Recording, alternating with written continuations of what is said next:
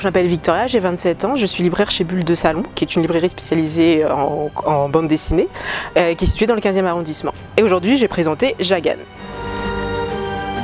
Jagan, c'est l'histoire d'un jeune policier qui s'appelle Shintaro Jagasaki. Donc c'est un jeune policier qui peine à se faire respecter par un peu tout le monde.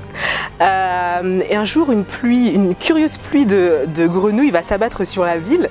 Et les grenouilles en question vont se nourrir, donc vont prendre possession du cerveau de certaines victimes, vont se nourrir de leurs pulsions. Donc les victimes en question, elles sont particulières parce que les grenouilles vont se nourrir de leurs pulsions réprimées et ensuite les transformer en ce qu'on appelle des hôtes détraqués.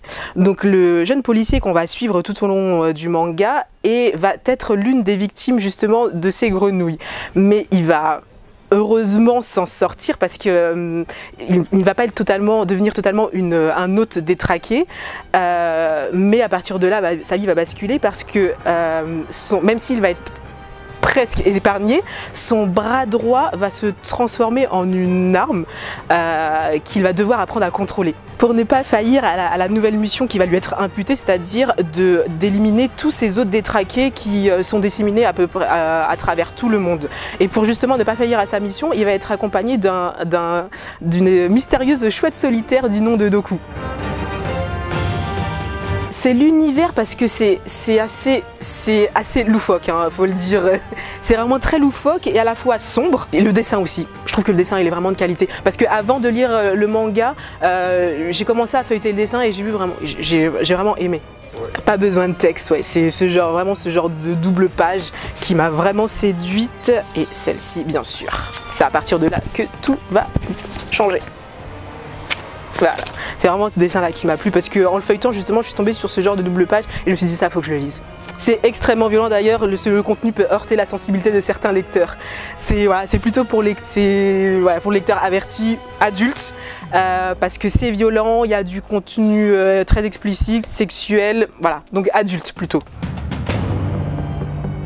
Le personnage principal, le policier qu'on va suivre tout au long du manga parce que c'est quelqu'un qui veut juste faire son métier, faire régner la justice, la loi, qui n'a rien demandé, qui va se retrouver embarqué dans des aventures complètement fantastiques. C'est toute l'histoire de ma vie. Déjà à des adultes, hein, qu'on soit clair, à des adultes qui aiment les choses un peu...